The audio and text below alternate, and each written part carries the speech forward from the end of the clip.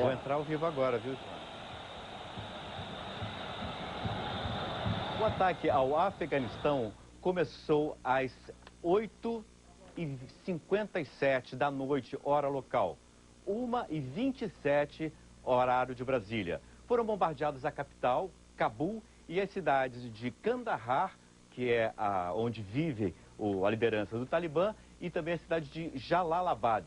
O aeroporto de Kandahar teria sido completamente destruído, assim como a casa do mullah Mohammed Omar, que é o líder do Talibã. O presidente George Bush, 25 minutos depois do ataque, veio à nação americana, fez um pronunciamento dizendo que os alvos seriam unicamente instalações militares. Mais de 40 nações apoiam o ataque, inclusive Alemanha, França, Austrália e Canadá. Agora há pouco, Osama Bin Laden apareceu na televisão americana. Era uma gravação, era um tape entregue à televisão do Catar. Neste pronunciamento, ele dizia que os Estados Unidos estão amaldiçoados. Ele fazia uma ameaça ao povo americano. Nenhum americano nunca mais se sentirá seguro dentro dos Estados Unidos. E agora há pouco chegou uma outra notícia, que apesar dos fortes bombardeios em Kandahar, o Mohammed Omar, que é o líder do Talibã, e Osama Bin Laden estariam seguros e vivos. Galvão. Ataque contra o Afeganistão em represália aos atentados terroristas do dia 11 de setembro em Nova York e Washington. 3 cidades foram alvo dos ataques: Cabul, Kandahar e Jalalabad. A capital, Cabul, ficou às escuras. O Departamento de Defesa americano informou que a missão visou a acampamentos de treinamento da organização Al-Qaeda, chefiada por Osama Bin Laden. O terrorista foi apontado como responsável pelos atentados aos Estados Unidos. Até o Paquistão, país vizinho ao Afeganistão e único que ainda mantém algum tipo de relação diplomática com o Talibã, disse estar convencido da responsabilidade do terrorista. Num pronunciamento à nação, o presidente George W. Bush disse que os Estados Unidos não pediram para entrar nessa guerra, mas que agora só vão sair com a vitória. Ele voltou a ressaltar que essa não é uma guerra contra o islamismo, mas contra as pessoas que profanam o Islã. Por volta das 3 da tarde, uma segunda onda de ataques ao Afeganistão foi confirmada. O repórter Luiz Fernando Silva Pinto está na capital americana. É de Washington que ele fala agora, ao vivo. Zeca, o secretário da Defesa, Donald Rumsfeld, acabou de falar agora no Pentágono e disse não ter como confirmar ou negar a informação de que um avião americano teria sido derrubado durante o ataque. Segundo o secretário Rumsfeld, nenhum avião de combate do Afeganistão levantou o voo durante os ataques e as baterias antiaéreas aparentemente teriam sido eliminadas com o ataque dos mísseis antes de que aviões B-1 e B-52 sobrevoassem o território do Afeganistão. Algo que nunca foi visto até hoje aconteceu durante as últimas horas. Assim que os ataques americanos acabaram, aviões C-17 da Força Aérea Americana jogaram pacotes de ajuda humanitária em vários pontos do Afeganistão. Comida, vacinas e remédios foram jogados por esses aviões, não com paraquedas, mas em novos envelopes, novos pacotes de plásticos que fazem com que a queda não seja muito dura no chão. 1h30 depois dos ataques, o primeiro-ministro do Reino Unido, Tony Blair, foi à televisão para confirmar que forças britânicas tinham participado da ação. Tony Blair disse que mísseis foram disparados de submarinos ingleses e que Alemanha, França, Austrália e Canadá se comprometeram a fazer parte da ofensiva contra o Afeganistão. A emissora de televisão Al Jazeera, do Catar, veiculou hoje uma declaração de Osama Bin Laden, em que o terrorista disse que os Estados Unidos nunca vão ter segurança, a menos que o mundo muçulmano, inclusive a Palestina, esteja em segurança também. Bin Laden acusou os americanos de lutar contra o Islã e que o mundo hoje está dividido entre o credo e o não credo. Osama Bin Laden disse que o governo americano tinha levado medo para o Líbano e a Somália e que os palestinos não vão se tornar judeus. Segundo Bin Laden, é isso que os americanos querem. E agora vamos a Nova York, ao vivo. A repórter Zileide Silva tem outras informações. Zileide. Logo após os ataques, o Departamento de Estado fez um apelo aos americanos que ainda permanecem no Afeganistão para que deixem o país. São poucos americanos que estão na área do Afeganistão, que é controlada pela Aliança do Norte, que faz oposição ao regime talibã. E também, logo após os ataques, o vice-presidente dos Estados Unidos, Dick Cheney, foi levado para um lugar ignorado por medida de segurança. Zeca. Estados Unidos e a Inglaterra usaram 15 bombardeiros pesados, 25 caças e lançaram 50 mísseis de longo alcance. Entre os alvos, baterias antiaéreas e a pequena força aérea do Afeganistão. Os mísseis utilizados são os Tomahawk. Eles têm alcance de mais de 2.000 quilômetros e foram lançados de submarinos e navios das frotas americana e inglesa que estão no Mar da Arábia. Uma vez sobre terra firme, os mísseis voam em baixa altitude, até atingir o alvo. Eram 8h55 da noite, horário local, quando testemunhas viram 3 grandes explosões 40 quilômetros ao norte de Cabul, a capital do Afeganistão. 2 minutos depois, a cidade ficou sem energia elétrica. Às 9h25 da noite, no Afeganistão, o quartel-general do Talibã em Kandahar foi atacado. 5 minutos depois, o presidente George Bush confirmou o início do ataque num discurso ao povo americano em Washington. Enquanto ele falava, as forças americanas destruíam o aeroporto militar de Kandahar e o Ministério da Defesa em Cabul. Às 9h46 da noite, foi a vez do bombardeio a Jalalabad, onde pelo menos 3 campos de treinamento da organização de Osama Bin Laden, a Al-Qaeda, teriam sido atingidos. Eram 5h51 da tarde em Londres, quando o primeiro-ministro Tony Blair confirmou que mísseis haviam sido disparados de submarinos britânicos. Às 10h51 da noite, no Afeganistão, foram ouvidas explosões perto do aeroporto de Mazar-e-Sharif, cidade controlada pelo Talibã. Segundo o Pentágono, os bombardeiros B-2 saíram dos Estados Unidos, fizeram voos sem escalas e levaram 16 horas para chegar ao Afeganistão. Também foram usados aviões B-1B e B-52H, que partiram da base de Diego Garcia, no Oceano Índico, a cerca de 9 horas de voo do Afeganistão. Os Estados Unidos reafirmaram hoje que não há prazo para o fim da guerra e que o objetivo é acabar com o terrorismo. Do Salão Oval da Casa Branca, o presidente Bush anunciou o início do ataque, propositalmente não falou quando ele acaba, mas deixou claro o ânimo do governo americano, usando não um, mas 4 verbos. Nós não vamos nos cansar, não vamos desistir, não vamos hesitar e não vamos falhar. Enquanto Bush falava, com a bonita tarde em Washington aparecendo na janela, o céu do Afeganistão estava aceso com mísseis e bombas atingindo dezenas de alvos.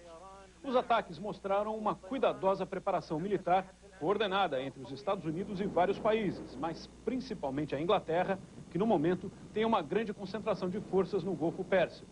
Durante as últimas semanas, alvos foram identificados por forças especiais infiltradas em território do Afeganistão.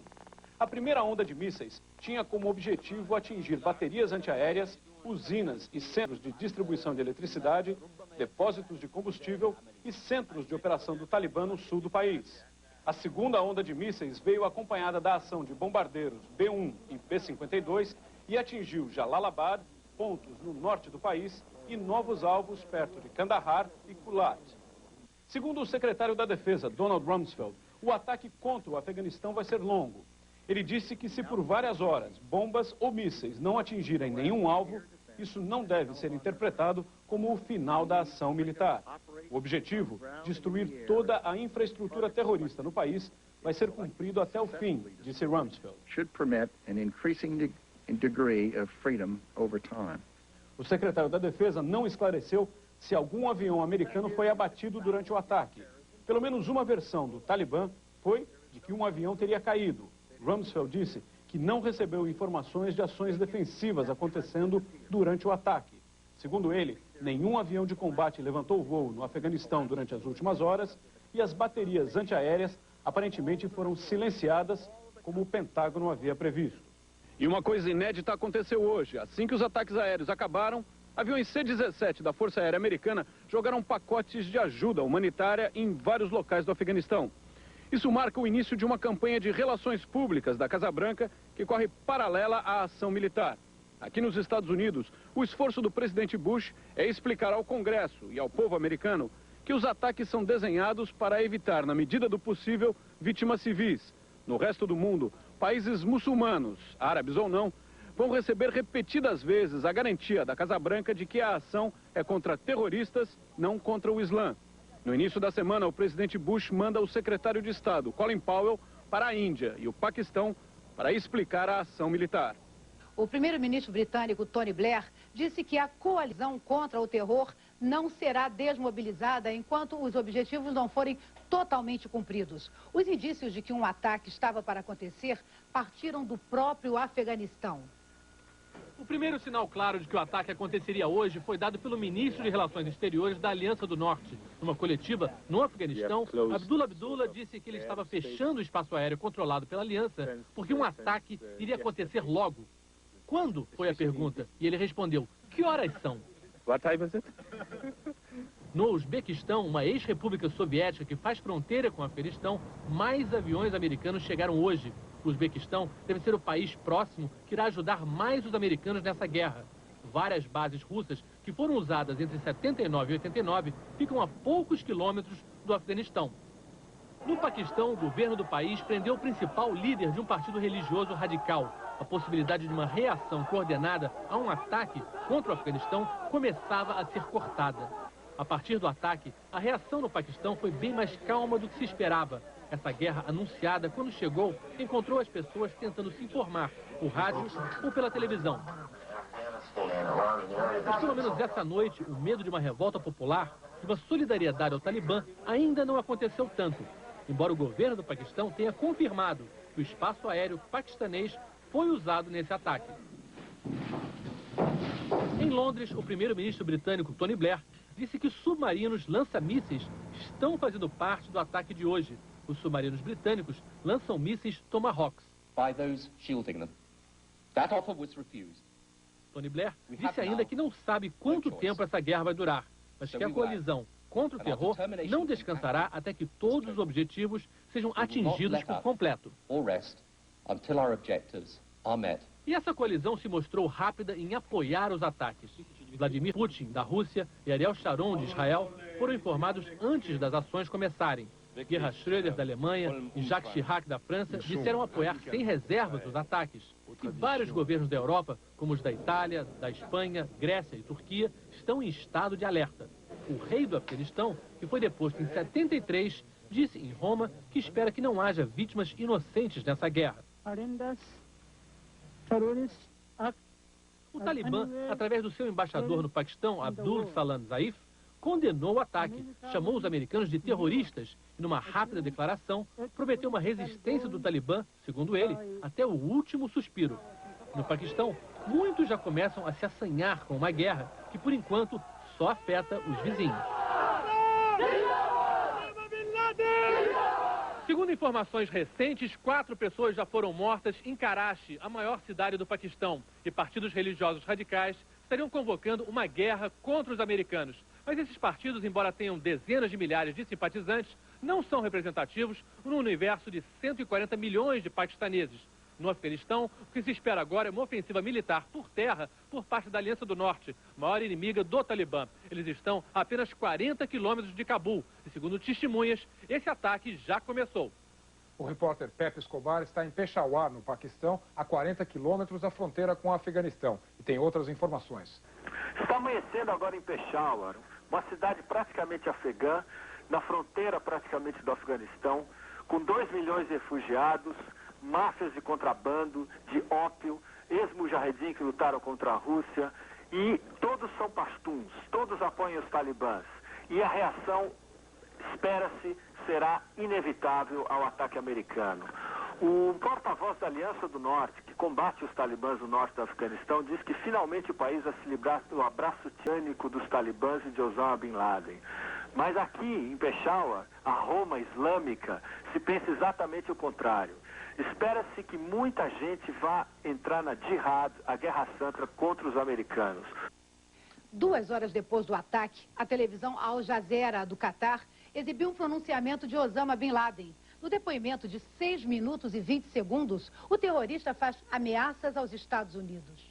Com roupa de combate, um rifle ao lado, falando pausadamente ao microfone, Osama Bin Laden louvou a Deus pelos atentados terroristas de 11 de setembro. Foi Deus quem atacou a América em um dos pontos fracos dela, disse o terrorista. A América está cheia de medo, de norte a sul, do oeste ao leste. O pronunciamento do líder da organização Al-Qaeda foi divulgado pela TV Al Jazeera, do Catar, pouco depois do início dos ataques ao Afeganistão. Chamando os americanos de pecadores e o presidente George Bush de líder dos infiéis, Bin Laden disse: a América está tendo agora o gosto daquilo que nós sempre passamos. A gravação foi feita durante o dia, antes, portanto, do bombardeio. Não há nenhuma referência aos ataques de hoje. Segundo a imprensa americana, o discurso teria sido gravado logo após os atentados de 11 de setembro. Ele citou a Palestina e o Iraque, onde, segundo Bin Laden, milhões de crianças estariam sendo assassinadas sem que os infiéis, ou seja, os países ocidentais, se manifestassem. E acrescentou: quando a espada caiu sobre os Estados Unidos, eles pediram por suas crianças e por seu povo. Ao lado dele aparece Ayman al-Zawahiri, líder da organização terrorista Jihad, responsável pelo atentado que matou o presidente egípcio Anwar Sadat há 2 décadas. O egípcio al-Zawahiri é considerado o braço direito e mentor intelectual de Osama Bin Laden. Bin Laden é dono de uma fortuna avaliada em milhões de dólares, dinheiro herdado do pai, um magnata da construção civil na Arábia Saudita. Osama Bin Laden tem 44 anos. Ele é o 17º filho de uma família de 52 irmãos. Cada um herdou 300 milhões de dólares. O pai nasceu no Iêmen, era pedreiro e fez fortuna associando-se à família real da Arábia Saudita. Segundo o jornal New York Times, Osama teria sido uma criança muito religiosa e na juventude, quando se mudou para o Líbano, teria participado de orgias. Mais tarde, tornou-se um muçulmano fanático. No início dos anos 90, o milionário teria multiplicado a fortuna que herdou do pai, fazendo investimentos no mundo ocidental. Além dos atentados de 11 de setembro, Bin Laden é acusado de outros atos terroristas. Ele estaria por trás do atentado ao World Trade Center em 1993. Aos atentados a 2 embaixadas americanas na África, onde morreram 224 pessoas. E ao ataque ao destroyer USS Cole, que matou 17 militares. Osama Bin Laden vive no Afeganistão desde 1996. Sob proteção do Talibã. O pronunciamento de hoje foi transmitido por todas as cadeias de TV dos Estados Unidos. Ele encerrou: os Estados Unidos não terão paz até que cada pecador, até que cada israelense abandone as terras palestinas. E agora vamos a Nova York ao vivo. A repórter Zileide Silva tem outras informações. Zileide. Zeca, nós conversamos agora há pouco com o porta-voz do Departamento de Defesa. Ele disse que não vai dar informações sobre o número de ataques ao Afeganistão. Essa informação, segundo ele, só será liberada com o retorno dos bombardeiros. E essas são imagens dos aviões americanos partindo para os ataques. Elas foram liberadas agora há pouco pelo Departamento de Defesa. E mesmo sem essa informação do governo americano sobre o número de ataques, informações que vêm do Cabul, capital do Afeganistão, são de que a cidade foi atingida uma 3ª vez já na madrugada desta segunda-feira lá no Afeganistão. Já a rede de TV CNN informou que a cidade de Kandahar também teria sido atingida mais uma vez. Em Kandahar vive a liderança do Talibã. O governo americano também não confirmou se essa é a maior movimentação, a maior ação militar americana desde a Guerra do Golfo. E agora, outras informações com o repórter Marcos Lozecan, de Londres. Os ataques ao Afeganistão acabaram gerando conflitos internos dentro do país, dentro do Afeganistão. E já era de se esperar. O Talibã nunca foi uma unanimidade naquele país. A milícia fundamentalista que tomou o poder à força há 5 anos tinha muitos inimigos. Na cidade de Zaranj, cidade perto da fronteira com o Irã, a população está revoltada, preparando um levante, quer se aproveitar dessa situação para derrubar o Talibã. Por conta disso, grupos rebeldes daquela região já estão deixando os esconderijos ali pelas montanhas, indo para a cidade para se juntar com os moradores nessa tentativa de levante. Enquanto isso, no Iraque, de Saddam Hussein, velho inimigo dos Estados Unidos, não podia se esperar outra resposta, outra posição que não fosse a seguinte. Saddam Hussein disse que a atitude dos Estados Unidos foi traiçoeira. Vamos agora a Washington com o repórter Luiz Fernando Silva Pinto. Ozecan, enquanto novos ataques acontecem nesse momento contra a cidade de Kandahar, os Estados Unidos preparam uma arma diferente, uma arma de propaganda. Aviões militares vão começar a jogar rádios que funcionam a corda, não precisam nem de pilha. E a ideia é mandar um rádio para cada 1000 pessoas no Afeganistão, explicando quem está mandando comida e medicamentos para o país. As emissões vão ser feitas por estações de rádio no Paquistão e também pela Voz da América em várias línguas e em vários dialetos. Antes dos ataques de hoje no Afeganistão, uma missão final de reconhecimento foi feita por aviões americanos, sem piloto, aviões controlados à distância. Os 2 modelos usados são o Predador e o Global Hawk. O Predador voa a cerca de 9.000 metros de altura, enquanto o Global Hawk tem um teto maior, 20.000 metros. Ambos têm várias câmeras transmitindo imagens ao vivo, custam cerca de 3 milhões de dólares cada e têm autonomia de voo de 24 horas. Ontem, 2 aviões de reconhecimento, pelo menos, atraíram fogo de baterias antiaéreas do Talibã e um deles pode ter sido atingido, mas isso não foi confirmado. Zeca Camargo. O brasileiro proibiu o acesso a 3 embaixadas em Brasília. O governo brasileiro só não sabia o dia exato do ataque, mas já havia sido avisado. A ação militar estava autorizada e seria em breve. Foi o que disse na quinta-feira o secretário de Negócios dos Estados Unidos, Cristóbal Orozco, que responde pela embaixada no Brasil ao ministro das Relações Exteriores, Celso Laffer. O bombardeio no Afeganistão já estava sendo transmitido ao vivo quando o telefone tocou no Palácio da Alvorada. Era o secretário de Estado, Colin Powell, informando oficialmente ao presidente Fernando Henrique sobre o ataque. O presidente passou a tarde em contatos com ministros e assessores. Segundo o ministro da Justiça, José Gregori, o presidente ficou frustrado com os ataques. Ele ainda acreditava numa solução diplomática.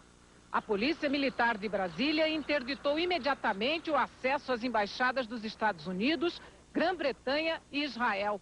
Essas embaixadas agora são áreas de risco. No início da noite, o presidente Fernando Henrique Cardoso divulgou esta nota dizendo que, em nome do presidente George W. Bush, o secretário Colin Powell informou que as operações têm objetivos militares e tentarão poupar a população civil. Na nota, Fernando Henrique lembra a vocação de paz do povo brasileiro e o repúdio ao terrorismo. Segundo o presidente, preceitos constitucionais que orientam a nossa política externa. O presidente encerra a nota com uma palavra de esperança de que as operações iniciadas hoje não tenham consequências trágicas e evitem a perda de vidas inocentes. O início dos bombardeios dos aliados contra alvos no Afeganistão deixou apreensivas as famílias de 9 ocidentais presos no país. A guerra tem ainda um preço alto para milhões de refugiados que sofrem também com a fome. Não são apenas bombas. Segundo o presidente George W. Bush, os aviões americanos e britânicos despejam também toneladas de ajuda humanitária. Alimentos e remédios caem dos céus para um dos povos mais pobres do mundo. A preocupação é com os civis afegãos, que começaram a abandonar a capital, Cabul, logo no início dos ataques. Um problema a mais para os países vizinhos. Todos os dias, mais de 2.000 pessoas atravessam a fronteira em busca de abrigo no Paquistão. As Nações Unidas calculam que só os conflitos internos do Afeganistão já haviam deslocado 7,5 milhões de pessoas. O bombardeio aliado só piora a situação. Quem ficou para trás sem esperança de resgate foram os 8 voluntários de uma organização de ajuda humanitária. Presos em agosto, eles aguardam julgamento por aquilo que é crime no Afeganistão: pregar o cristianismo. Ontem, o Talibã chegou a oferecer a libertação do grupo em troca do fim das ameaças americanas. O ataque de hoje detona a esperança. O mesmo vale para a jornalista Yvonne Ridley, presa há 9 dias no Afeganistão. A repórter britânica entrou no país escondida sob roupas tradicionais muçulmanas, mas foi apanhada. O Talibã ameaçava julgar a correspondente por atravessar a fronteira ilegalmente. A pressão do governo britânico havia conseguido uma promessa de que a jornalista seria libertada hoje, exatamente quando começaram os ataques.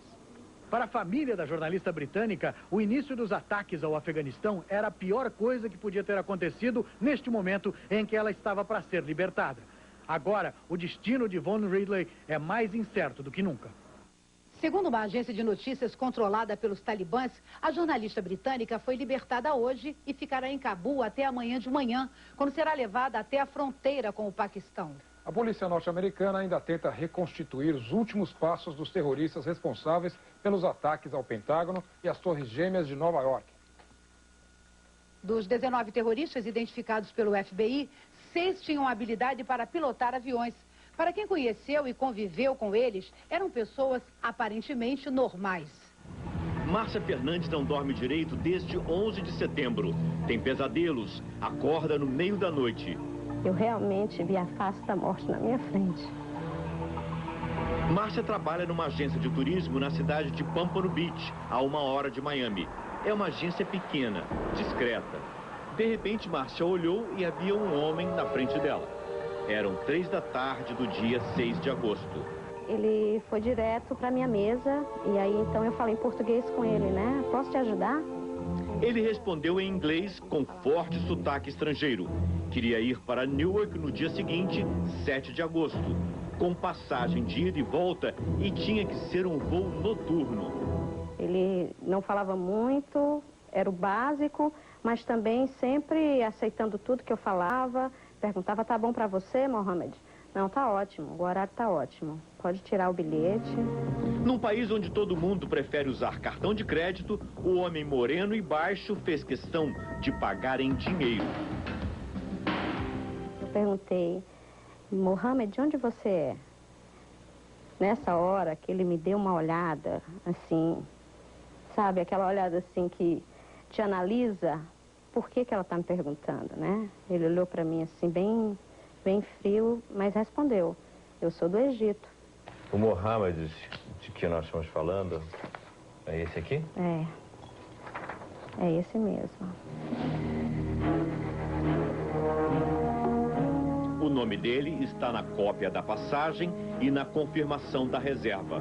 Mohamed Atta, o líder do maior atentado terrorista da história da humanidade, segundo o FBI. 4 aviões sequestrados simultaneamente, 2 lançados contra o World Trade Center. Um terceiro se espatifou na Pensilvânia. O 4º avião que explodiu no Pentágono partiu de Newark, para onde Mohamed Atta tinha comprado passagem com Márcia. A viagem para Newark foi uma das muitas que Mohamed Atta fez aos aeroportos onde ocorreram os sequestros dos aviões. Após cada uma, ele voltava para a base. Mohamed Atta e mais 14 terroristas, dos 19 identificados pelo FBI como autores dos atentados, moravam na Flórida. Eles tinham uma vida discreta, sem contato com os vizinhos, o que é perfeitamente comum neste estado, cheio de condomínios isolados, onde os moradores chegam e saem de carro e não fazem ideia, e nem querem fazer, de quem mora ao lado. Mohamed Atta morou neste condomínio durante meses, sem chamar atenção. Um refúgio ideal, ninguém nas janelas, nem nos estacionamentos. Nenhum morador responde ao interfone. Quem sai não quer falar. A alguns quilômetros dali fica este motel. O dono, Richard Surma, diz que foi aqui, de 26 de agosto a 9 de setembro, que os terroristas se reuniram para planejar os sequestros. 2 ficavam neste quarto, Marwan al-Sherri e Mohand al-Sherri. Uma visita frequente, este homem, identificado como Fayez Bani Hamad. Na ficha deram endereços de condomínios na Flórida. O FBI deixou isso aqui de pernas pro ar, diz Richard. Os terroristas acharam estes quadros obscenos e os cobriram com toalhas. Nesta gaveta esqueceram uma faca. Outros 3 terroristas ficavam hospedados no andar de baixo, perto da piscina, que eles nunca usaram. Os irmãos Walid e Vail al-Sherri, mais Satam al-Sukami, raramente saíam do quarto 10. Os hóspedes de baixo e os de cima se reuniam aqui quando chegava Mohamed Atta. Todos foram embora no domingo, 2 dias antes dos atentados. Na segunda-feira, neste caixão de lixo, Richard encontrou uma bolsa. Dentro havia livros sobre pilotagem de Boeings, um dicionário de alemão e inglês, livros de artes marciais e mapas aeronáuticos. Richard achou tudo aquilo inútil, jogou fora. Só ficou com a bolsa que era nova. no dia seguinte, aconteceu isto. Márcia procurou a polícia. A angústia não passa. Eu não sei, é uma sensação muito ruim. Você acha que você contribuiu de alguma maneira para essas mortes todas? Não, mas eu senti. Eu sempre me ponho no lugar das pessoas. E o sofrimento delas. E eu ter apertado a mão da pessoa que causou tanto sofrimento, me fez sentir muito mal.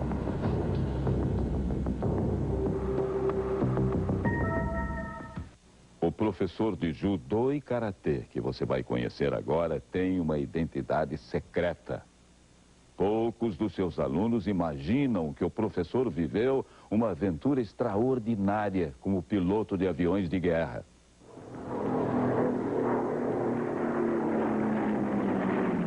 Em 1944. Os kamikazes estão chegando.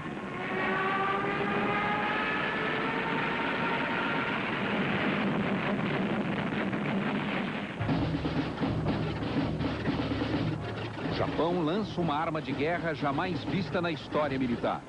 Aviões transformados em bombas voadoras.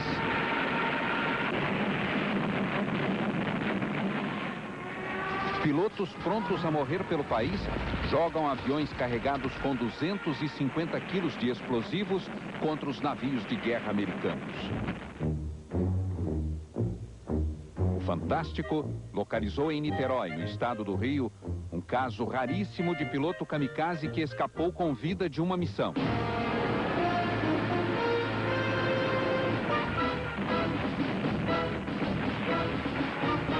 Aos 77 anos de idade, Tokyo Mao dá aula de judô e karatê a crianças e adultos 2 vezes por semana.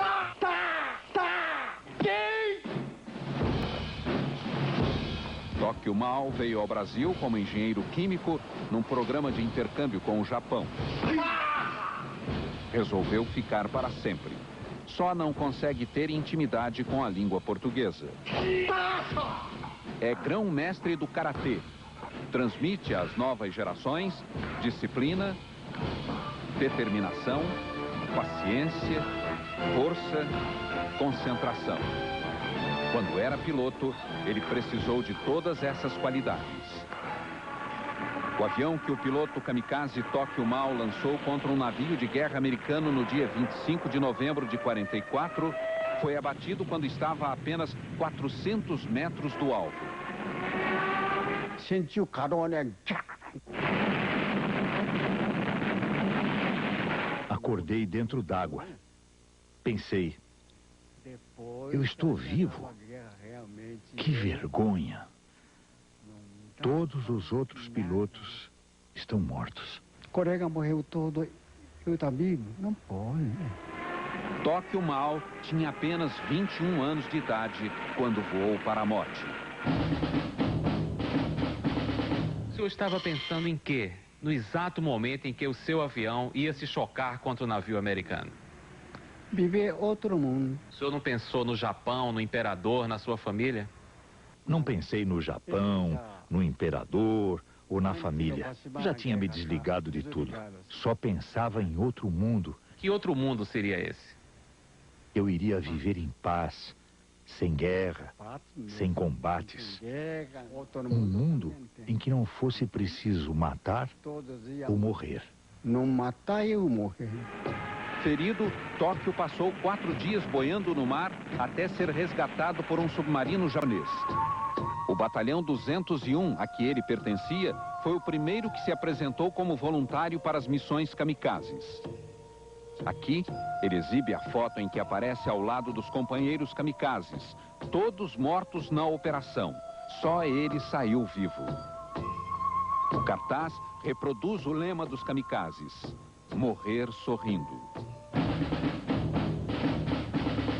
Se um jovem soldado pedisse ao senhor um conselho na hora de ir para a guerra, o que é que o senhor diria a ele? Eu diria, defenda-se o quanto puder.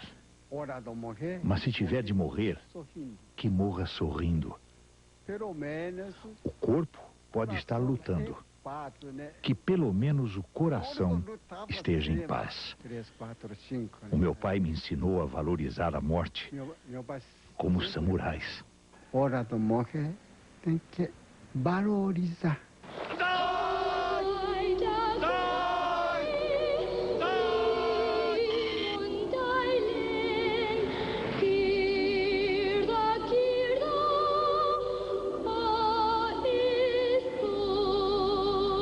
Tóquio Mao hoje é um apóstolo da paz. Numa guerra, se eu não mato, eu morro. Então, tenho de matar. Ninguém ganha. É só destruição. Guerra não é o caminho de gente. É de animais. Este caminho é animais.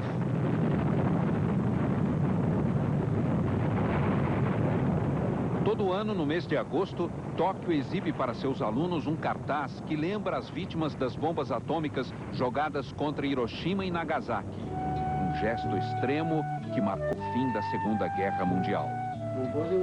Não posso olhar para esses retratos. Eu vou chorar. Pensem nas crianças mudas telepáticas.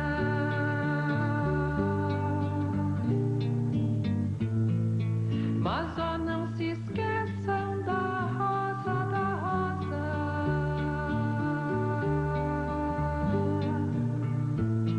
da rosa de Hiroshima, rosa hereditária.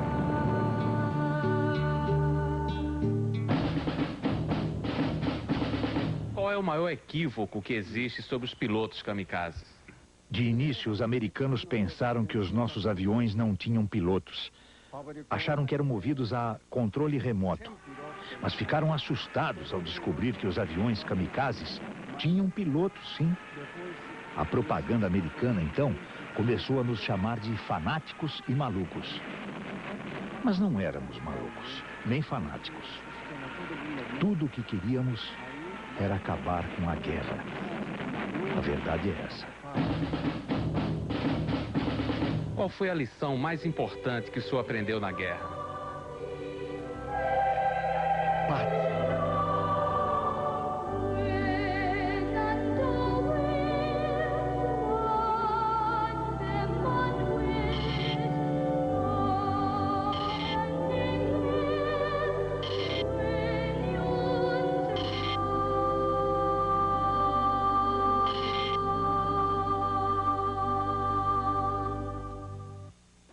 Voltamos a Washington com Fernando Silva Pinto. O Departamento de Defesa anunciou que não haverá novos ataques nas próximas horas, mas que a Força Aérea vai continuar jogando pacote de ajuda humanitária para a população do Afeganistão. Aqui nos Estados Unidos, o governo botou todas as forças de segurança em estado de alerta máxima. A Guarda Costeira, por exemplo, expandiu a defesa dos maiores portos do país, uma coisa que não acontecia desde a Segunda Guerra Mundial. Aqui em Washington, a polícia fechou a rua em frente ao Departamento de Estado. O presidente Bush está na Casa Branca, mas o vice-presidente, Dick Cheney, foi levado para um local não identificado como precaução. O presidente Bush vai continuar a campanha diplomática para informar os muçulmanos do mundo inteiro que a guerra não é contra a religião deles, e sim contra os terroristas liderados por Osama Bin Laden. Mas essa campanha, por enquanto, não está funcionando com Teherã. O Irã é o único país que não permitiu o uso do seu espaço aéreo nem para voos humanitários. E agora de Londres, novas informações com o repórter Marcos Lozecan. Bom, já passa de 1h30 da manhã aqui em Londres, a capital da Grã-Bretanha está com a segurança reforçada. A Scotland Yard informou que essa é uma medida de precaução. Tudo o que nesse momento os aliados não querem é sofrer um contra-ataque. 10 carros especiais da Scotland Yard foram colocados em posições estratégicas, incluindo o aeroporto de Heathrow, o mais importante da Grã-Bretanha, o Palácio de Buckingham, onde vive a rainha, e também o parlamento. Medidas parecidas foram feitas também na Alemanha e no Japão. Segurança reforçada nesses países. Na Líbia, o presidente Muammar Gaddafi classificou como legítima defesa a atitude dos Estados Unidos. Ele disse que o Talibã é um grupo de hipócritas, ateus e depravados, e que os Estados Unidos não pretendiam atacar, foram levados a isso. É bom lembrar que Gaddafi já foi inimigo número 1 dos americanos. Vamos agora a Nova York com a repórter Zileide Silva. Os Estados Unidos decidiram fechar a embaixada americana na Arábia Saudita por medida de segurança. A medida é por tempo indeterminado. E os Estados Unidos fizeram um alerta aos americanos que vivem na Indonésia. Eles devem ficar preparados para deixar o país a qualquer momento. A Indonésia é a maior nação muçulmana do mundo. Recomendação também para os americanos que moram no Iêmen. Eles devem ficar em alerta. E a festa do Emmy, que é considerada o Oscar da TV americana, foi cancelada pela primeira vez em 53 anos. Ela deveria acontecer hoje em Los Angeles. Zeca Camargo. Depois dos comerciais, o Fantástico embarca na maior arma de guerra dos Estados Unidos. E ainda? A segurança do futuro. Máquinas... A população não se surpreendeu com as notícias do início dos ataques ao Afeganistão. Foi em Times Square que o turista de Massachusetts ficou sabendo. Os Estados Unidos estavam atacando o Afeganistão. Ele lamentou, mas disse que era preciso tomar uma atitude. Não respondemos em 93. Não respondemos ao ataque ao USS Polk ou ao bombardeio das embaixadas americanas na África. Agora, demos uma resposta. No Central Park, as duas amigas não sabiam o que estava acontecendo. Mas comentaram, já não era sem tempo. E elas têm medo? Ninguém vai me fazer sair de Nova York. Neste bar, a gerente conta que o jogo de futebol americano foi interrompido quando o ataque começou. Ficou um silêncio profundo, disse ela. Este americano ouviu a notícia e comentou: o pior é que o inimigo também está aqui, dentro do país. Este outro disse que a resposta militar era inevitável. Se não fizéssemos nada, continuaríamos sendo alvo de ataques terroristas. Aqui em Nova York, nem todo mundo apoia o bombardeio que o governo americano iniciou hoje. Como a gente pode ver aqui nessa manifestação que reuniu entidades civis e religiosas para pregar a paz. Nos cartazes, o recado: unidos pela justiça e pela paz. A guerra não vai nos deixar mais seguros. Chega de ódio. Os pacifistas deixaram este rapaz irritado. Nós temos que pegar este tal de Bin Laden. Quero vê-lo eletrocutado na televisão, ao vivo. Contra ou a favor do ataque, os nova-iorquinos vão viver sob policiamento ostensivo. O prefeito de Nova York, Rudolph Giuliani, avisou que a polícia e a Guarda Nacional vão proteger pontos estratégicos. E a segurança, reforçada depois do ataque ao World Trade Center, vai se tornar ainda mais intensa. A cidade está em alerta contra qualquer ameaça de uma resposta dos terroristas. Poucas horas depois do ataque, os turistas ainda faziam fila para entrar no Empire State Building, hoje o prédio mais alto da cidade. No fim do dia, a prefeitura avisou: não vai fechar nenhum ponto turístico e que a vida tem que voltar ao normal. A indústria da segurança oferece aparelhos cada vez mais sofisticados. Mas será que eles conseguem, por exemplo, identificar um terrorista na multidão? Em breve vai ser possível encontrar os criminosos antes que eles ataquem.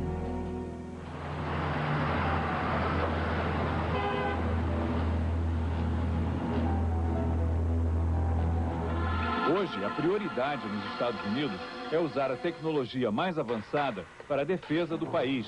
Câmeras e computadores ligados em rede, um escudo de olhos eletrônicos. Até o fim do ano, os 20 maiores aeroportos do país estarão equipados com sistemas de reconhecimento de rosto. Todo passageiro será fotografado de longe, sem saber. O computador compara automaticamente as imagens com as fotos de terroristas conhecidos. O israelense Joseph Attic vendeu ao governo americano a ideia do escudo eletrônico. Ele espera que a empresa dele vença a concorrência para instalar o equipamento nos aeroportos. Mas será que isso funciona mesmo? Eu testei o reconhecimento de rosto com a ajuda do técnico coreano Jake Hong. A câmera me fotografa e o computador armazena a minha imagem. Teoricamente, eu serei reconhecido toda vez que passar na frente de uma câmera. Agora que o meu rosto já está no sistema e toda vez que eu olho para a câmera sou reconhecido, eu vou ver se eu consigo passar a perna nesse sistema. Eu vou botar óculos escuros, um boné e o Jake vai ligar a câmera para ver se consegue me reconhecer. Vamos lá, Jake. Let's go.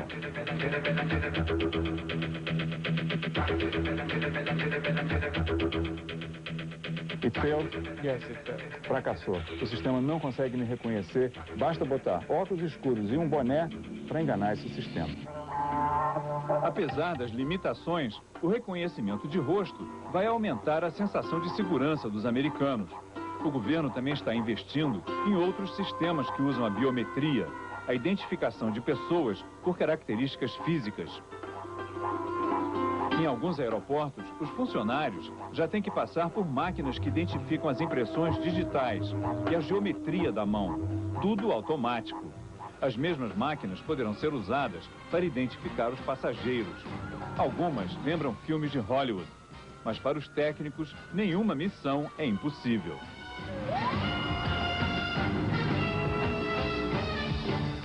O sistema de reconhecimento de íris é hoje o mais seguro que existe para identificação, porque não há duas pessoas com íris iguais, nem os gêmeos. No futuro, quando eu comprar uma passagem, eu vou ter que olhar num aparelho como esse para que ele registre a minha íris. Quando eu entrar no aeroporto e depois para embarcar no avião, de novo vou ter que olhar nesse aparelho para que ele me reconheça. Enquanto a tecnologia não vem, como está neste momento a segurança dos aeroportos? Eu testei o mais novo aeroporto do país. Nós entramos no principal terminal do aeroporto Kennedy sem que ninguém nos revistasse. Entramos com mochila, ninguém olhou, com câmera, nenhuma revista. Charles Fink, o especialista em segurança, vai nos dizer quais são os principais furos desse terminal por onde passam milhares de pessoas todo dia. A entrada, qual é o problema principal? Supostamente tem que ser passageiros. Ninguém nos pediu passagem. Ninguém nos pediu passagem e evidentemente não existe nenhum controle sobre a entrada e saída desse aeroporto. O terminal tem 300 câmeras, mas segundo o especialista, elas estão muito distantes entre si. Há grandes áreas sem cobertura. Outra falha, comum a todos os aeroportos, o check-in. As empresas aéreas continuam sem ter seus computadores ligados à polícia para identificar imediatamente os nomes suspeitos.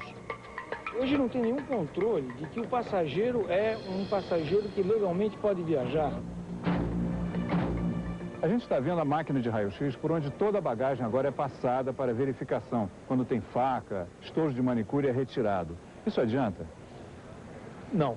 Essa é uma máquina muito boa. Já é uma máquina de segunda geração. No Brasil não tem dessa? Não. Essa máquina custa $1 milhão. Por que não adianta? Na verdade, você está vendo aqui, nós teríamos que olhar a operadora. É proibido olhar. Ela é uma pessoa humana, na é verdade. Não existe nenhuma garantia que essa operadora está efetivamente olhando o que é importante nessa bagagem. Essa máquina não tem condições de auto-identificar explosivos e criar um alarme. Isso não adianta. Os Estados Unidos vão investir muito dinheiro agora em equipamento, nesses equipamentos que biometria, que reconhecem o rosto, a íris, a mão. Isso vai adiantar? Não, não adianta nada. Isso basicamente é uma boa vantagem, talvez, para as empresas que forneçam e fabricam isso. Isso não tem nenhuma valia. O sistema de segurança é uma ferramenta. Ele não é uma solução. A solução seria o que o romancista George Orwell chamou de o grande irmão. Um computador central que junta todas as informações, todas as imagens, que vigia todo mundo o tempo todo. Seria o fim da privacidade. Será que é esse o preço que a sociedade terá que pagar para vencer o terrorismo?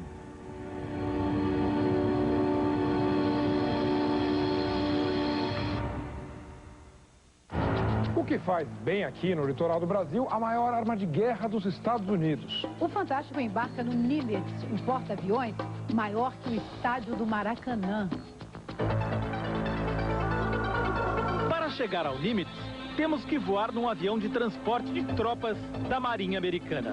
Como o pouso é sempre muito arriscado, é obrigatório usar capacete, colete salva-vidas e óculos especiais. Em algum ponto da costa do rio, sempre em movimento, lá está ele. 333 metros de comprimento, mais do que o eixo principal do maior estádio brasileiro, um Maracanã flutuante. Para quem está tendo esta experiência pela primeira vez, a sensação é de desconforto. Parece um aeroporto em pleno Oceano Atlântico. Por que este gigante da Marinha Americana está passando pela costa do Brasil? O Nimitz saiu de Norfolk, na Virgínia, a caminho de San Diego, na Califórnia. A viagem seria bem menor se ele pudesse passar pelo Canal do Panamá. Mas o Nimitz é tão grande que ficaria encalhado. Foi a Marinha Americana que ofereceu o porta-aviões para operações conjuntas com a Marinha do Brasil. Os exercícios envolvendo helicópteros, navios e aviões já estavam programados antes dos atentados de 11 de setembro. Encontramos a tripulação do porta-aviões em alerta máximo. O atracamento em portos e as folgas estão suspensas. Ninguém sabe ao certo qual o destino final desta viagem. Conhecer o Nimitz é mergulhar numa cidade que pode abrigar até 6.000 habitantes. São quilômetros de corredores com endereços formados por um emaranhado de números. Estamos no Convés 2, caverna 200. Esta imagem dá uma ideia do gigantismo do porta-aviões. É o hangar no miolo do Nimitz, que concentra um poderio militar maior que o de muitos países. É na pista de pousos e decolagens que foi feita a história do porta-aviões. Daqui foram lançadas operações como a tentativa de resgate dos reféns americanos no Irã, em 1980, e ataques aéreos da Guerra do Golfo, em 91. É também o lugar mais perigoso. Jatos pousando e decolando em alta velocidade numa pista curta. A brigada de incêndio está sempre de prontidão. De repente, surgem os pilotos dos caças. Só pelo jeito de andar, logo se vê que eles estão no topo da hierarquia do porta-aviões. São estes homens que inspiraram o filme Top Gun, Ases Indomáveis. Nos exercícios conjuntos, os caças brasileiros pela primeira vez treinaram esta manobra num porta-aviões estrangeiro. O caça pesa 7 toneladas. Vai se aproximar do porta-aviões carregando pelo menos 1.000 litros de combustível a 250 km por hora. O porta-aviões também estará em movimento, pelo menos 50 km por hora. Por isso a margem de manobra do piloto é muito pequena. Uma falha e tudo isso aqui pode se transformar numa bomba. É uma manobra difícil. A gente tem que ter um treinamento bastante intenso para conseguir fazer isso com segurança. É nesta base da Marinha que ficam os caças AF-1, os Falcões, convocados para atuar com o Nimitz. Esses pilotos são os equivalentes brasileiros dos Top Guns. O treinamento deles é tão rigoroso quanto dos colegas americanos. No uniforme, eles levam a garantia da sobrevivência. O que você leva no colete, Eu levo Fernando? kits de sobrevivência no mar.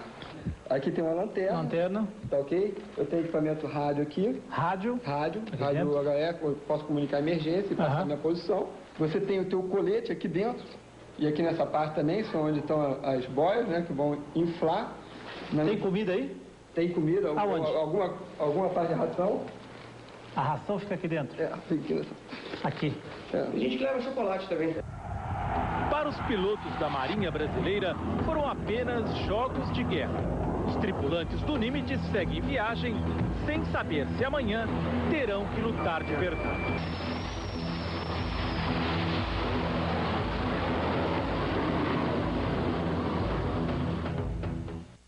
Voltamos a Nova York ao vivo com a repórter Zileide Silva.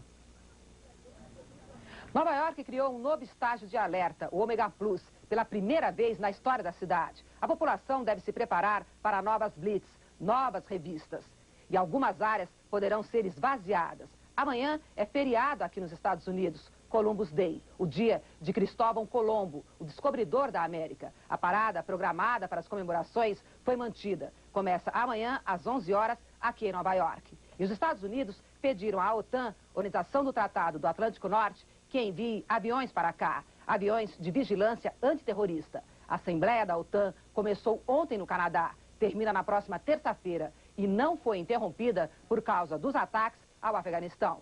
Agora, de Londres, o repórter Marcos Lozecan tem outras informações.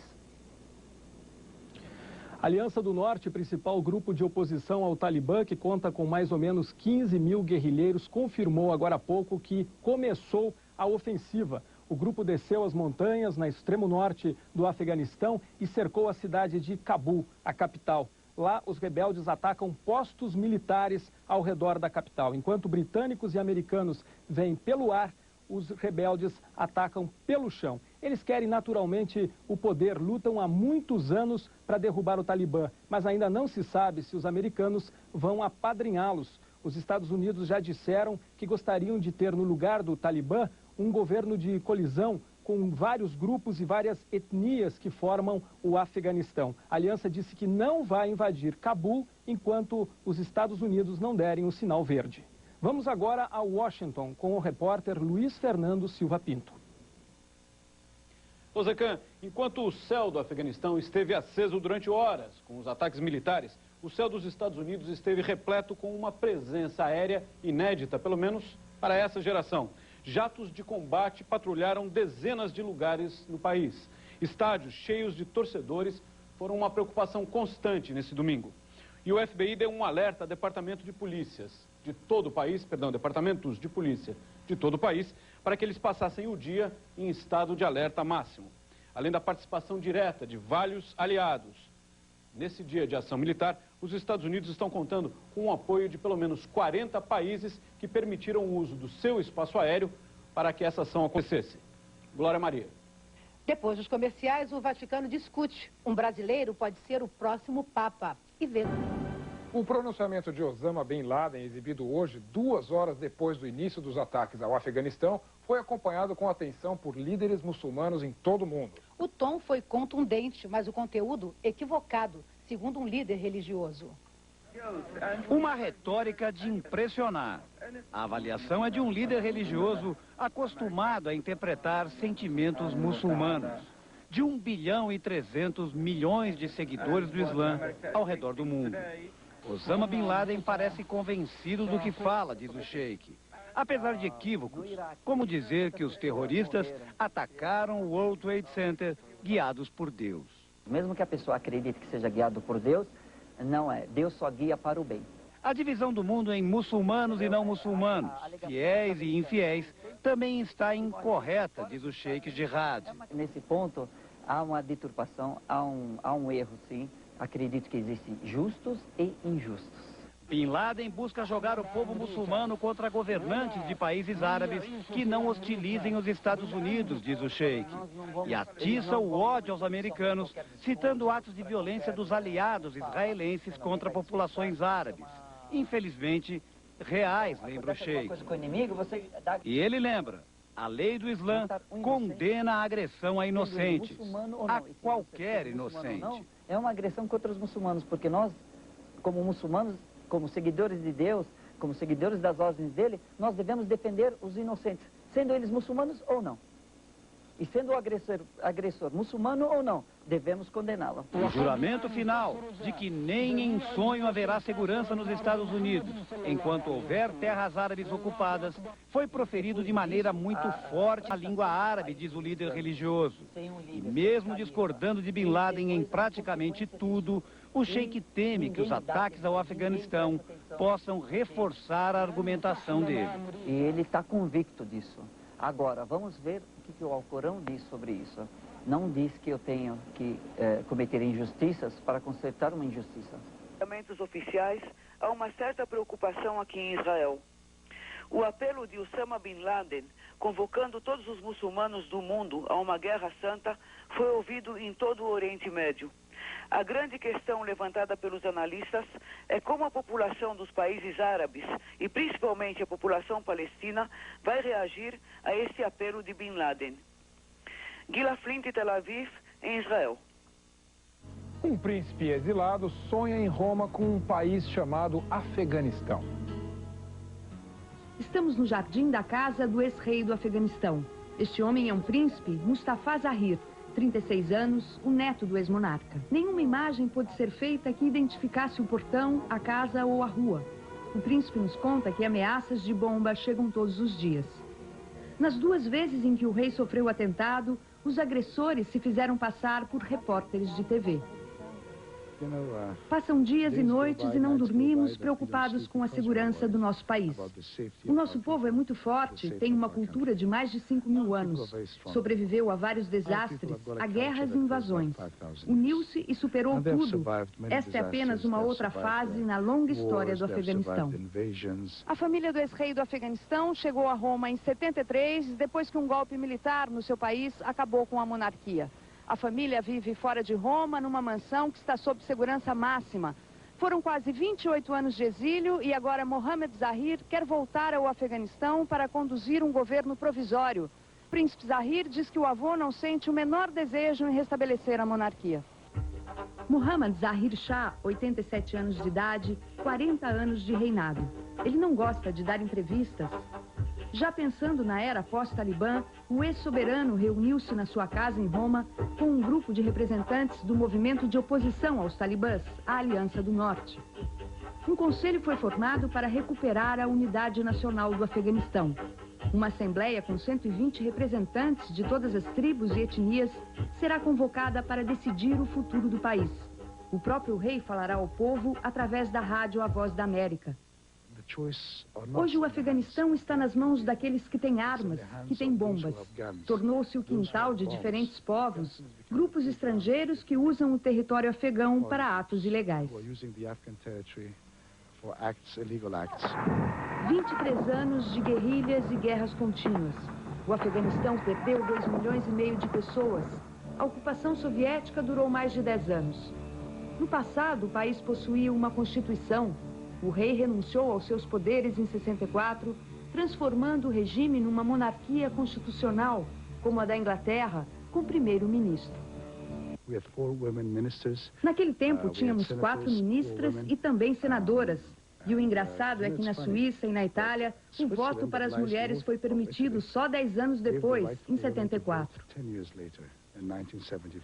Vai ser difícil capturar Bin Laden? Tão difícil quanto atingir uma abelha voando com um martelo. Você não pode capturar a abelha porque ela não tem forma, não tem continuidade.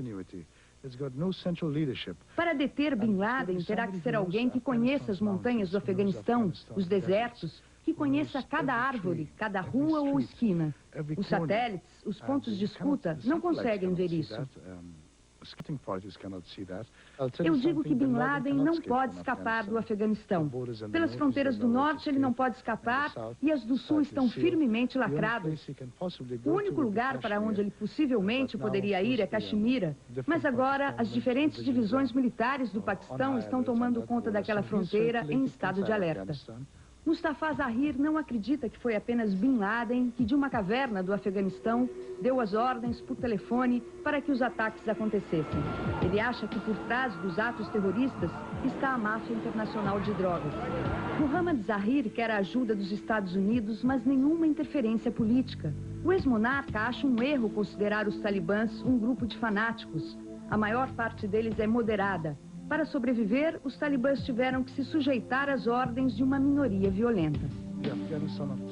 O Afeganistão do amanhã que eu vejo será um país baseado na meritocracia. Quem for qualificado, não importa se for da realeza, um príncipe ou um pobre, se tiver um diploma ou experiência, terá um trabalho. O Afeganistão será igual para todos. E se tivermos alguma coisa a ver com a paz no Afeganistão, esta é a nossa visão e este é o nosso sonho. Em Beirute, Líbano, um comerciante volta ao estádio de futebol para relembrar uma grande jogada.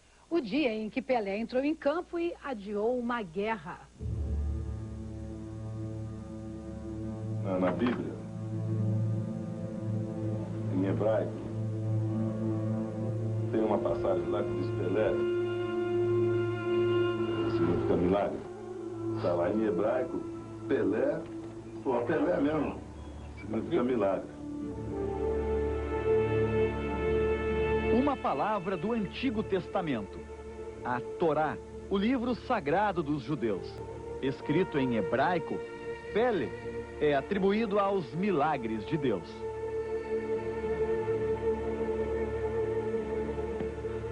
É a vida. Obrigado, meu pai. Um milagre realizado num campo de batalha. Líbano. 15 anos de guerra civil entre cristãos e muçulmanos. 22 anos de guerra contra Israel. Total de mortos, 150 mil. Um dia, sei lá, eu sento com Jesus ou com Deus, sentar e falar, vem cá, por que o senhor não me explica o que está acontecendo? Por que o senhor me diz qual é o caminho mais rápido de a gente poder melhorar isso, né? A primeira jogada seria devolver a inocência tirada de crianças onde o ódio foi plantado. Em 1975, Pelé conseguiu. O hoje bem-sucedido comerciante Ali Jebai trocou o fuzil pela bola depois que viu Pelé jogar. Na época eu era criança, tinha uns 11 anos, vim com meu pai e lembro bem desse jogo como fosse hoje. Nós sentamos aí na esquerda, lateral do gol.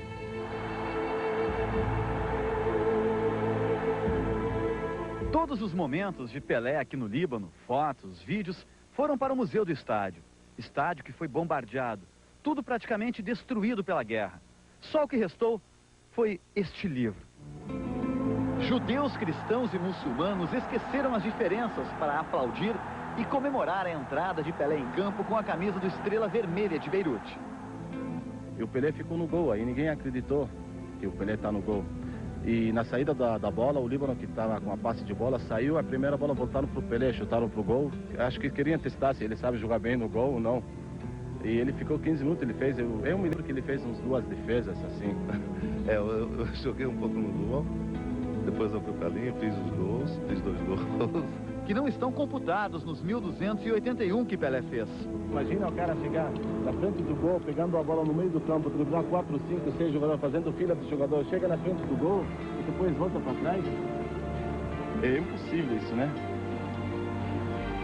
Não dá para pensar, acho que o cérebro para no momento desse aí. Não dá para pensar, só dá para, parece que você está num sono aí, não está na realidade não. Vendo um humano fazendo tudo isso. Acho que é impossível você pensar, imaginar. Só você bate palma e ri na mesma hora. Só isso. Milagre no Estádio Olímpico de Beirute. Está escrito no livro.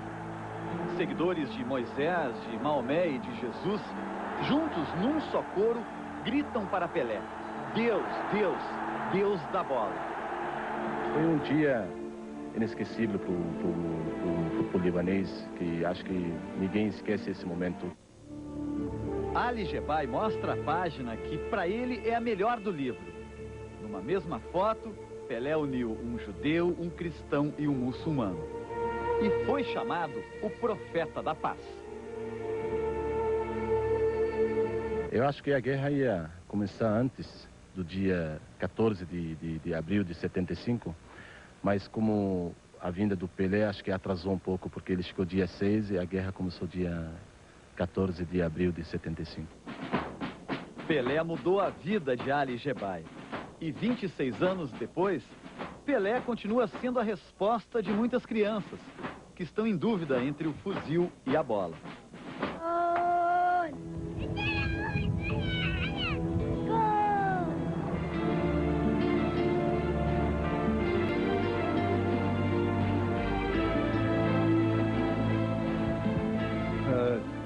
Coisa, hein?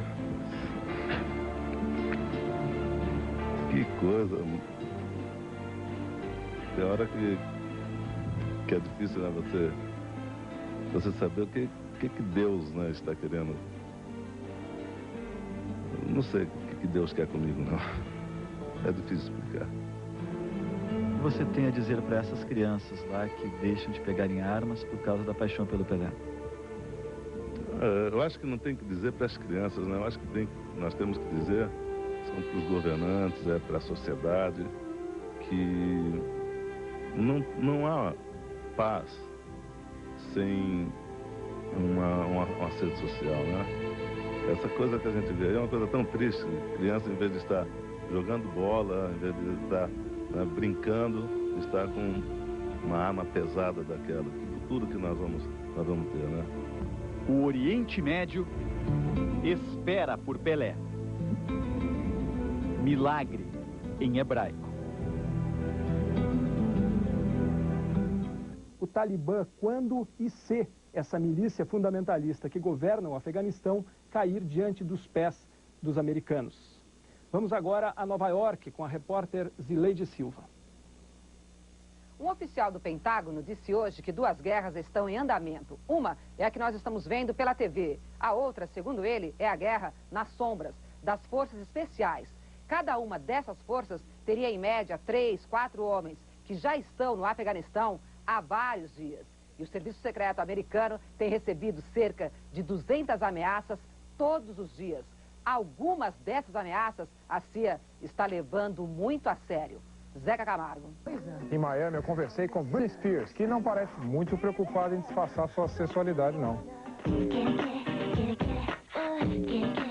Tudo que ela faz agora tem duplo sentido. Sua nova música chama-se Sou um Escravo.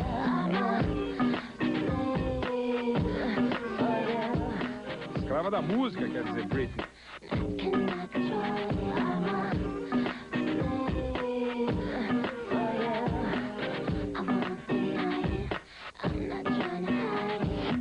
Da mesma maneira, ela canta: as pessoas acham que eu sou uma garotinha. Ué, mas até pouco tempo não era mesmo? Eu tenho que confessar, diz Britney, que quando eu comecei eu só tinha 16 anos, nem sabia o que estava fazendo.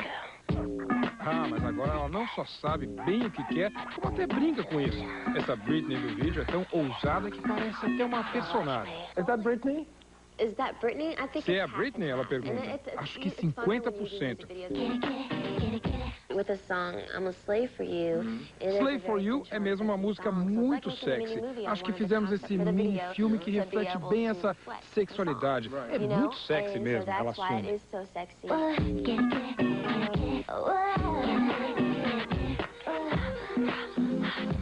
Bota sexy nisso. E não deixa de ser uma ironia que a menina que cresceu continua firme dizendo que aos 19 anos, quase 20, ela ainda é virgem.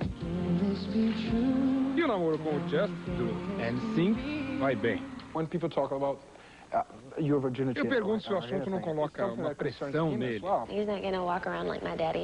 É uma coisa minha, ela diz. Ele sabe que eu posso cuidar disso sozinho. Eu insisto, claro.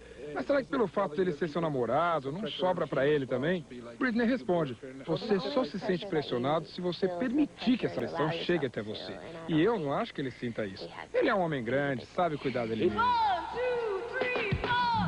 Muito bem, e ela já é uma mulher grande. Nem parece que agora há pouco, na terceira versão do Rock in Rio, ela era uma menina no palco.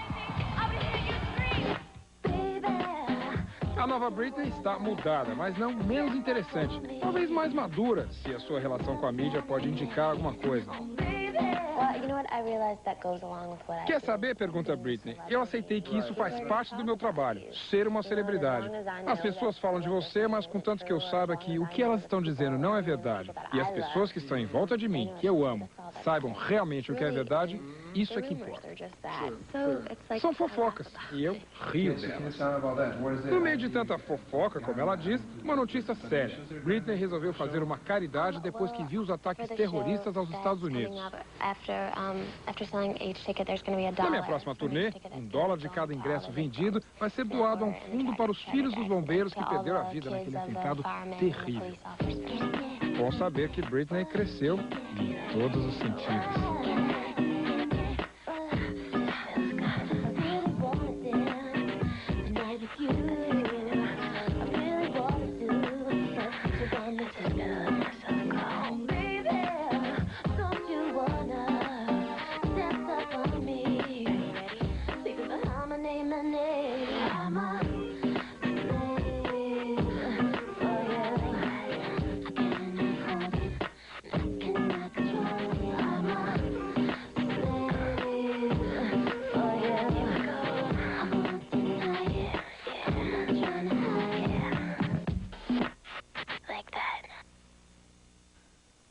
De Nova York, ao vivo, a repórter Zileide Silva tem as últimas informações sobre a guerra no Afeganistão. O secretário de Defesa, Donald Rumsfeld, disse que ainda é cedo para avaliar o resultado das operações de hoje, os ataques ao Afeganistão. Já o embaixador do Talibã no Paquistão disse que, apesar dos ataques, o saudita Osama Bin Laden e o líder do Talibã, o mullah Muhammad Omar, ainda estão vivos. Uma pesquisa feita pela rede de TV NBC e pelo jornal Wall Street Journal, logo após os ataques, revela que 91% dos americanos acham que haverá retaliação aos Estados Unidos por causa dos ataques de hoje ao Afeganistão. E agora de Londres, o repórter Marcos Lozecan tem outras informações. Zileide, o Uzbequistão, vizinho do norte do Afeganistão, emprestou bases militares para os Estados Unidos e agora está com medo de uma represália. Por isso, as tropas de lá já estão em estado de alerta. E já estamos recebendo, neste momento, as primeiras imagens da manhã de segunda-feira em Cabul, a capital do Afeganistão. Lá são 7h05 da manhã. A situação parece calma, mas já começam a chegar também informações sobre vítimas. Segundo a Aliança do Norte, principal grupo de oposição ao Talibã, os ataques foram precisos e sem vítimas civis. Já a agência de notícias Reuters dá conta de que há muitas mortes por lá. Só não se sabe ainda se são civis ou guerrilheiros do Talibã. Vamos agora a Washington com o repórter Luiz Fernando Silva Pinto. Lozecan, recapitulando um pouco o dia, o presidente Bush explicou aos americanos o ataque ao Afeganistão de uma maneira fácil. Ele disse que há 2 semanas dei ao Talibã avisos claros: entreguem os terroristas, destruam os campos de treinamento, libertem todos os estrangeiros que estão no país. Ele disse que o Talibã resolveu ignorar tudo isso e agora vai pagar o preço. As palavras do presidente Bush foram bem recebidas, mas agora ele tem que tranquilizar os americanos que estão preocupados com uma retaliação terrorista aqui dentro do país. Amanhã, Tom Ridge, ex-governador da Pensilvânia, toma posse como o novo secretário de Segurança Interna americana.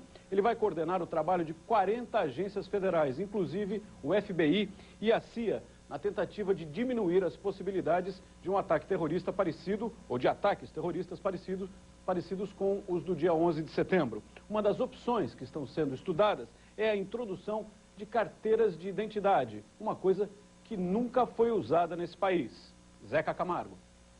Só lembrando, por causa da guerra no Afeganistão, a programação da Globo vai mudar amanhã. O Globo Rural vai ao ar às 6h15 da manhã. O Bom Dia Brasil terá uma primeira edição às 6h30. O Bom Dia do seu estado começa às 6h15 e o Bom Dia Brasil volta às 7h15 da manhã. O Fantástico fica por aqui, mas você sabe, estamos de plantão acompanhando tudo o que acontece na guerra contra o terror.